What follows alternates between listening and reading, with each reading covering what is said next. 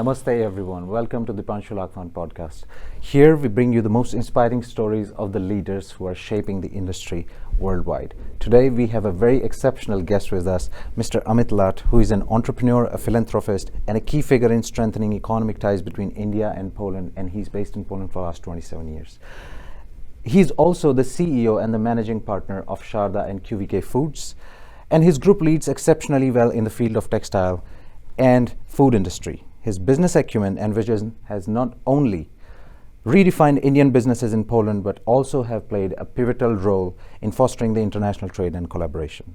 But his influence goes beyond the businesses. In 2022, at the onset of Russia-Ukraine war, he played an instrumental role in part of the Operation Ganga, which was the Government of India initiative, and Amit Lath was involved in the safe evacuation of Indian citizens from Ukraine via Poland in February to March in 2022.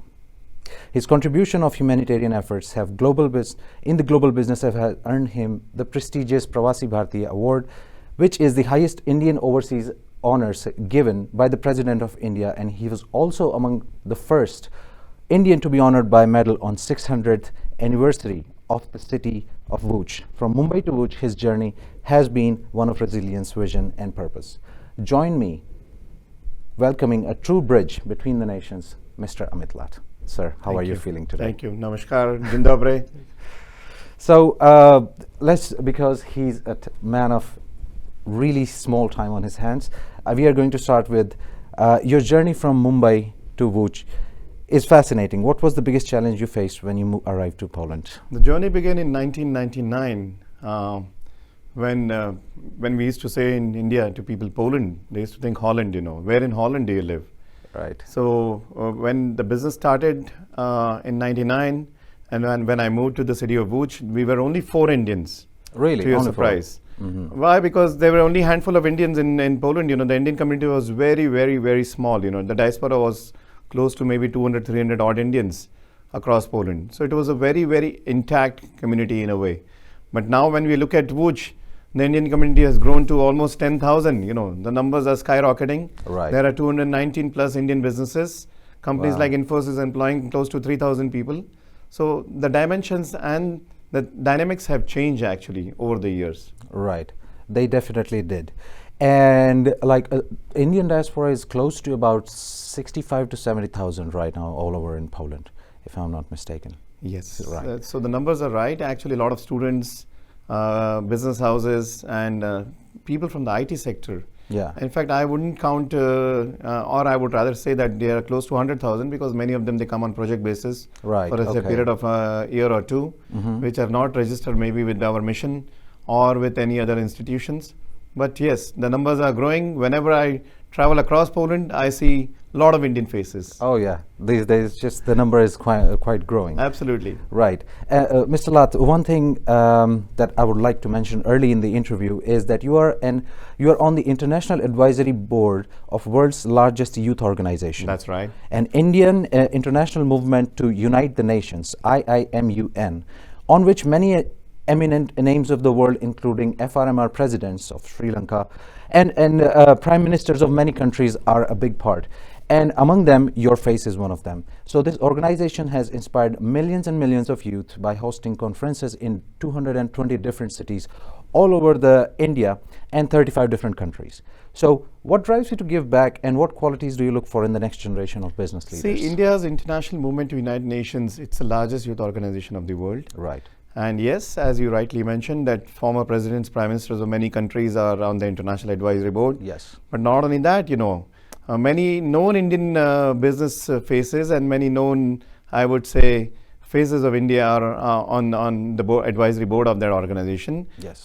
People like Mr. Nadir Godrej, Mr. Deepak Parekh, A.R. Rahman, Yes. Boman Irani, Ajay Piramal, and so forth, and of course, the key goal of the organization is to interact with the youth, to ensure that youth's voice is heard on the global stage. And India's International Movement to United Nations unites India's way world, and this is the slogan. Many of them, they think and they feel that yes, our history is so rich Right. that today's youth should know more about India's history and India's significant presence globally. Absolutely. And it becomes even more crucial when you know that India is the youngest country in the world. That's right. The number of people from 15 to 30 is the highest in the world, and this type of organization and what you're doing is going to play a key factor. Maybe it's not visible right now as much, but when the youth is going to grow, they're going to put them on the international platform to compete among the best of the best. So as on date, as we sit today on the 24th of January 2025, Yes. today the India's international movement is hosting an event at the British Parliament. Right. Okay. And the event is managed by the age group of 16 to 22 young people of India. And it showcases the energy, the power, and the future. And in the upcoming months, there are few more events. There is one which is scheduled on the 28th of March at the European Parliament. Mm-hmm. Right? And Yeah. then it's at one of the events is on the 24th of October at UN in Geneva. Okay. And many of these events are done across the globe, and as you mentioned, 220 cities of India. So Right. yes, this organization is very powerful, and it inspires the youth, and the youth inspires the world actually. Exactly. So, like these youths, they are do they have the opportunity to go to all these 35 countries, like depending on the type of events they are having? Right. So what we do is basically this organization, and in this organization is there is a good interaction between two countries. Mhm. For example, we did two conferences in Poland in the past. Right. So the Indian diaspora was involved with us in this. Mm-hmm. But yes, Indian students who flew in from India, they had a great interaction with the Polish students out here and with the international community also out here. In terms of, there were a number of debate sessions. Right. When you talk about lower house or upper house of Lok Sabha and Rajya Sabha, Mhm. there were discussions, there were briefs, and then all these notes goes to the UN Secretary General in terms of today's view of the youth of how they want to resolve issues in the world, or if they have any other solutions that way. Right, right, Mr. Lath. This is truly an opportunity for Indian youth to present themselves on this global stage. And due to a lack of time, I would like to mention something exceptional about Mr. Lath, that what he did.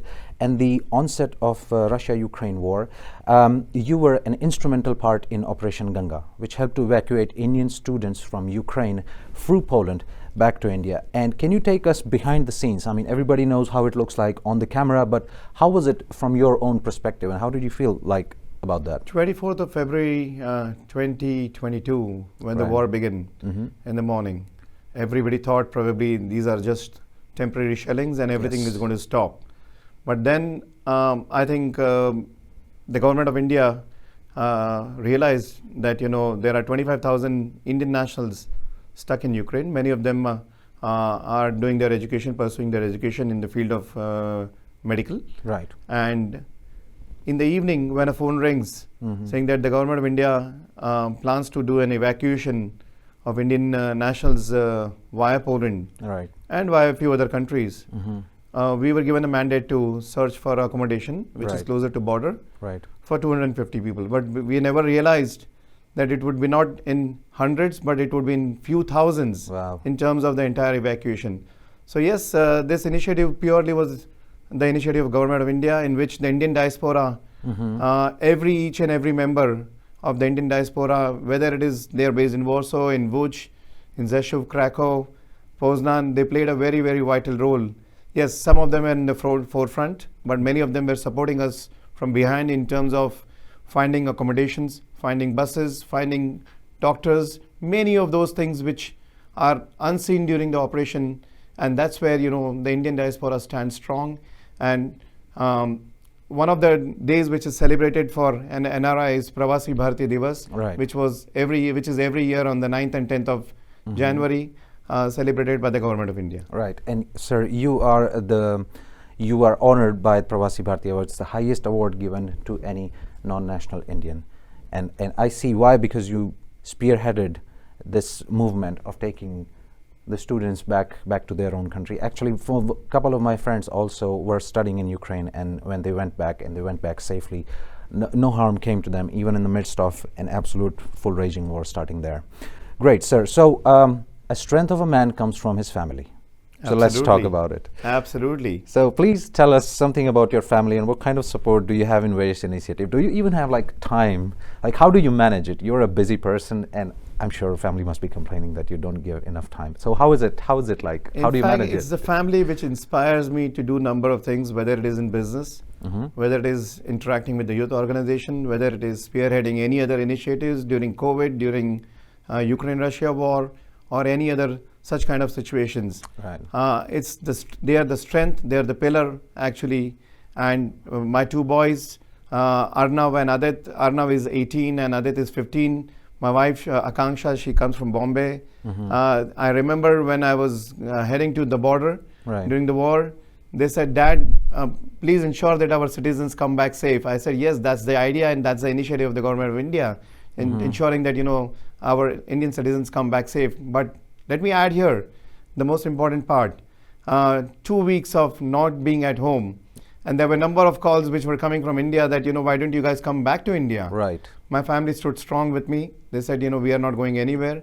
Whatever is going to happen to everyone, each and everyone who is here, or whether the Indians living in Ukraine, That's a show of truly A-type personality, and every one of your names starts with an A. Absolutely, yes. That is amazing. So, sir, I would just like to expand a little bit on you're involved with a lot of business chambers throughout the world, and how, including the Europe-India Chamber of Commerce and Indo-Polish Chamber of Commerce, and how do these organizations are helping the businesses to grow, and what kind of role are they playing in the international trade these days? Chamber of Commerce plays a very important role in terms of connecting the bilateral relationship between two countries. Exactly, yes. If there are any incoming delegations from India, in terms of navigating them within Poland, whom to meet, what kind of companies are right companies to meet, ensuring that a right B2B connect is there. Right. Ensuring that a right voice is heard and at the level which is required, and vice versa. For example, a lot of Polish companies would like to do business with India, but India is such a massive country. It truly is. It is difficult, for them to understand whether to start from Kolkata or from Delhi or from Bombay. Oh yeah, exactly. So once we know and we identify, what sector they are talking about, we ensure that we have bilateral chambers within India. And we connect them with those chambers, ensure that they've been hosted and taken care in the right sense. Right, which points me to the next question. Poland and India, they are sharing a strong trade relationship. In your experience, what are the potential opportunities for Indian businesses looking to expand in Poland and vice versa? Now, this is a very vital question what you asked. And I remember last year during the briefing at the top level at the government of India, the question was why the trade is only 6.5 billion between India and Poland. Right. But I would like to add here, the trade is 3 times more than actually what is shown in the official figures. Why? Because whatever comes to the Polish port is registered as a trade between India and Poland. Okay. And vice versa, whatever has been shipped from Poland into India is registered as a trade between Poland and India. Yeah. But a lot of Polish products are reaching to India via 28 other European Union countries. As the product which is made in EU, though it's made in Poland, but a German company shipping out from Germany, it is registered as an export of Germany. And a company sitting in Netherlands is shipping out of Netherlands, it is registered as a shipment from or a product of Netherlands, but not of Poland. So I would like to tell my Polish friends that India is a massive market. Their products are reaching to Poland, to India in a big way. Only thing is through an indirect source. It's high time for Poles to do business and trade with India.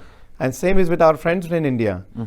They are doing business with Poland, and the products, Indian products, are reaching into Poland. Right. But many a time these are reaching in Poland via mediators based in Netherlands, in Germany, in France, in various countries. I see. Poland is the fastest growing economy in Europe for the last 3 years. That's right. And it's predicted that by 2027, the per capita income of a Polish person would be equal to the person in the Britain right now. It's just the numbers. So The industry has evolved significantly over the years, and what innovative changes do you see shaping the futures of textile Poland in general? Because that is what you head, textile industry, food industry. What do you think are the upcoming innovations in these sectors? See, both industries are soft power of India. Now, when we talk about textile industry, yes, there is a lot of innovation which has been added, a lot of technical textiles. Our products are used in Polish railways. Our products are used in the hospitals. And the Indian products, raw materials are used in manufacturing of many of those products which goes for the army, for military, for police, for armed forces. Right. So there are a number of end uses of the textiles which has been provided by India. India is the leader, in the world in terms of cotton growing country. Right. And we do a lot of value addition in terms of supplying many of those products which many other countries cannot supply. Cotton would not grow in Europe. It is rather difficult. Yeah. So the right cotton, right quality has been supplied always by India. And in terms of when you talk about Polish industry, yes, Poles are innovative. They're quite enterprising in terms of when it comes to business. Right. And they are exporting to the world, competing with countries like China and Bangladesh, who are key competitors, especially into the apparel industry. Exactly. But yes, still Polish companies are surviving. They're doing well. Yeah. They are exporting to entire Europe. Besides that, of course, to the world. Exactly. When you when you talk about the food industry, yes, vegetarian trends are growing globally. Right. And India, as a country, can supply many vegetarian products. Which sometimes it's quite a surprise for Europeans that they say that, oh my God, you got so many vegetarian dishes. That it is unbelievable that why do we have to eat even meat, Exactly. So it's in a way a major contribution which India is doing today to the industry. Exactly, and I see this trend growing throughout the years. This is amazing. Sir, as an entrepreneur, I know how difficult could it be to navigate through these complicated scenarios when you're coming to a different country, let alone as a student, but you have created your own empire here. And so how did you navigate these cultural differences or landscape? Like, what's your personal advice for the youth listening out there? I would rather say this way, Poles are very, very kind to Indians. When they hear, oh, you're from India, the kind of love and respect which shows that that the love for our country is in a different way. Yeah. I remember back in 99, 2000 when I hardly spoke Polish, but with our actions, we were able to actually communicate with them. And over the years, thanks to right ethics, thanks to the right communication, we were able to build that trust relationship with the country. And I would put it this way that I'm 47, but I've spent almost my 26, 27 years of my life in Poland, which is more than my half the life, Yeah. So yes, you're right. That way Poland and India share culturally and I would say certain family bondings which are of the key value out here and the same as in India, with Indians. So you're saying that in order to, I wouldn't say survive, but to experience the new cultural dynamic, you need to be involved with people, especially. Absolutely. It's a great thing that Polish people are very kind towards Indians. So people are the number one thing. Absolutely, yes. Anything else that would is you the like people to add? which counts, and of course your ethics. If their ethics are right, people would love to be with you forever. Yes. And as I always say that India is a vast country with ample of opportunities, and Poles are very open towards looking at India as a great friend. Yeah. Whether we go back in the flashback of World War II, Yes. when Maharaj of Jamnagar Yes. wholeheartedly welcomed the Polish families. Right. They fortunately were there with Maharaj of Jamnagar for many years, and this has been remembered by Poles.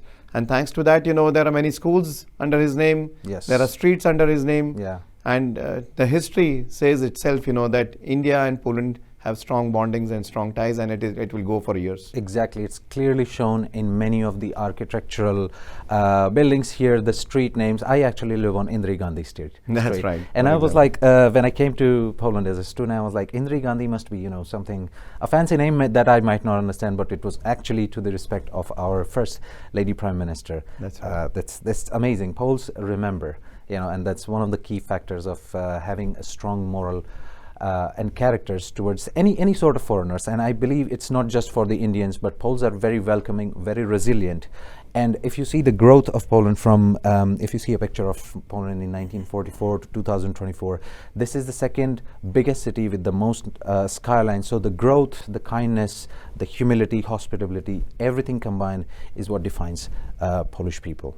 Absolutely. This is absolutely amazing. So, sir, I would like to ask you more about just receiving the highest award, Pravasi Bharatiya Samman. Please just walk me through your experience. How was it, and how did you feel after it? And because I would like to know about that. It's definitely a proud moment. Yes. Not only for me, for many Indians living abroad. There are more than 30 million Indians living abroad. Right. And every 2 years, Pravasi Bharatiya Samman has been given to, say, 30 Indians. Mm-hmm. So Well, there is a lot of work which goes, I'm sure, from the side of Government of India in terms of handpicking, Right. ensuring that whom they are decorating with this such an award, such an honor, is the person who deserves it. Right. And it's thanks to the Indian diaspora out here, who's standing strong and who is standing strong together, ensuring that whatever we do it with full energy, with full power. That is amazing, sir. So, sorry. How did you get this news of that you're about to receive it? Is there any due procedures, or were you notified through some channel? Yes, I was intimated by the Embassy of India and by the Ministry of External Affairs. It was early January 2023. Yeah. And of course, the Government of India, in terms of ensure that all arrangements are done in terms of my reaching India and taking good care in terms of the local hospitality and everything. Right. It's amazing, sir. So looking ahead, because you're a very ambitious person. Looking ahead, what remains unconquered now for you? What's your next goal? How would you want to establish even more of your legacy, not just in Poland, but in this world? I think we as the diaspora can create a legacy out here by adding in terms of more businesses. And what is missing is I think the Indian education system, in which many of the universities have got great opportunities to collaborate with India, and vice versa, Indian universities. As we are studying in Lazarski University, I would rather put it this way. Yeah. When we look at Indian universities, number of students, there is a huge scope in the field of education, There is. in the field of AI, Yeah. and the field of IT. Yes. India has got a lot to offer, and I think it's high time that Europe should not miss it, because as we know, with the changes which is happening globally, with new tariffs, sanctions, so on and so forth, Yeah. India would be right partner for the Europeans, because that's the only market which offers 800 million middle class consumers, so 1.5 billion population, and I think it's high time in terms of a larger collaboration than just a general trade and economic cooperation. Also, one of the key important parts is Poland and India, they're not as far away as the US, or let's say US and India are. That's right. So this kind of creates a 7-hour direct flight, and this kind of creates this ability to access those types of market, because what good is a market if it's inaccessible? So Poles definitely do have a lot to offer. But according to you, what sector do you see booming in Poland right now? What sector Indian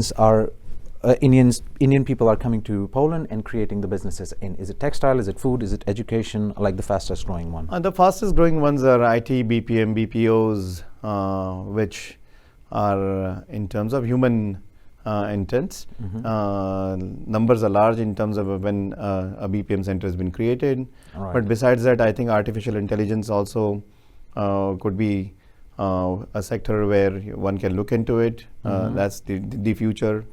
And a lot of people, they say it's a threat to the industry in a way. But I think there are always advantages and disadvantages in everything what we do in life. Totally. Right. And with the dynamics which are changing at the moment, I think it's high time probably for a free trade agreement also between Europe and India. If European products would have tariffs in the US, then naturally, of course, and they can't export to Russia. Right. China is politically, in terms of whatever Europe has got is not the best. So the natural partner in terms of business is India for our European friends. Exactly. The choices kind of narrow it down, and also China is a big exporter. They barely import anything. There is a huge trade deficit between China and USA. But coming to the point that you mentioned, that when you really look at it, with the sanctions, with the distances, with the China being self-sufficient, it kind of does leaves India, as you said, 800 million people, middle-class people, and that's a lot of consumers for any country to be eyeing upon. And that's actually this is where we're going. So we are almost approaching the end of this podcast, and so, sir, how do you see yourself and the upcoming relationship between Europe and India in the next few years? I think leaps and bounds the relationship will grow. I could see that European Commission has taken certain steps, and with the recent visit of our Minister of Commerce at the European Parliament, there has been high-level talks already going on. It's been for a while, but yes, now it has been tabled as a priority, and that's what is the feeler we get from the industry, that yes, India-Europe relationship are going to grow, and it's time for our Indian friends to look into a right location, a right country, and I would rather put it this way, that if it is Europe, then it's Poland. It could be the right country in terms of investment, in terms of looking at expanding their businesses, because Poland is the gateway to Europe, and one of the reasons we are here is it's our logistic hub, it's our banking hub, and it definitely helps us. They are very efficient. Yes. And if I compare it to other countries of European Union, they're quite economical. So in all aspects, I would say it's a complete solution which has been offered by Poland for our Indian entrepreneurs. It's also the safest country in Europe, and also it was ranked one of the safest country in terms of the women's safety, terrorism, and all those sorts of things. So it does make Poland extremely attractive for not only students but also the businesses coming here. Absolutely, yes. That is amazing, sir. Now this question is not on the list, but this is my favorite question to ask. What is the best and the worst advice that you have ever gotten in your life? Right. So this is a difficult one. So every advice which comes depends on how you gauge it, whether it is best or worst. It could be the best one for the person who is giving it, but could be the worst in that particular scenario. That's right, yeah. So I would rather put it this way, that the best advice one could give is no advice. At times, that's one of the best advices. And the worst advice one could give is a precaution for anything which they feel could be wrong, and sometimes people take it otherwise. Right. When it is a precautionary information which has been given by certain people. Right. So my only thing is, believe your instinct, do your due diligence, do your research, and work with your heart and mind in whatever you do. And as a youth myself, sir, I would like to ask you that 26 years ago when you came to Poland, you were almost my age, maybe even younger. What's your attitude about risk-taking? How do you gauge which industry should I step in? Because all of this that you have built, it didn't come without measured risk-taking. What's your octometer about just measuring? See, without risk, there is no business. Business is a big risk. And it's a very simple formula that if you want to achieve something, and if you believe in yourself, and if you have done your research in a right sense, you need to try. Without trying, you will not be able to succeed. And I know that many of today's Gen Zs actually They say that, this is going to be difficult, or, this is absolute business, Yeah. This is the old style. But certain old style tricks, they work in business, and it helps in terms of growing, So all this success, I'm sure it didn't come without any of the failures. Like, I'm sure a huge success is built on a lot of failures. Can you name any monumental thing that put you at a setback, but it pushed you so higher that you learned a lot from it? Any important business lesson? I will mention it this way, that the first year of starting business in Poland, we had a major setback. And it was 19th of December when Poland was literally, of course, Christmas holidays, everybody's preparing. I flew to India. 23rd December, somebody came to our office asking for a product. The lady said, yes, we do have a product. The guy gave us a confirmation of the product. Yeah. And this was a large cargo which was delivered to this company. And 24th, 25th, 26th December, banks were closed. 27th, there was no money still in the account. I see. 28th, we realized that it was a fake confirmation. So there are setbacks, but this is a lesson also, which teaches you that, don't be overconfident. Right. Of what you do. There are, as we always say, that there are five types of checks: check, again check, recheck, double check, and pre-check. And this is extremely important. Yeah. That whatever you do, ensure that you can put your best efforts in terms of checking everything, but still, if it has to go wrong, it may go wrong. But yes, in general, the ethics in Poland is very strong in doing business. So I would rather put it this way, as compared to many other countries in Europe. Poland is the safest in many aspects. Right. As sir said, that check, double check, triple check, and a lot of checks, especially to your checks, if to make sure it doesn't bounce. And there's this Murphy law, whatever could go wrong will go wrong. So what we could do from ourselves is to make sure and check it all over again. Sir, it is a pleasure to have you. Any final words for our audience? My only request to the audience out here is, whether it is the Indian diaspora living in Poland or our Polish friends, is be open. Let's collaborate, let's cooperate, and let's build this relationship together. Without that, it's not going to be possible. We or any individual cannot do it alone. It has to be us. It's not going to be I, it's going to be we. Thank you. This is amazing. It has been such a pleasure to have Mr. Lath today here. I hope to look for many more meetings with very particularly narrowed topics, because we cannot pretty much summarize everything about his experience in just 30 minutes. Anyways, I would like to give a special shout out to Mr. Daniel, who has been responsible for all of the camera work. His company is MFC Media, so if you need any recordings, please contact him. I am your host, Dipanshu Lakhwan, and thank you for listening to us.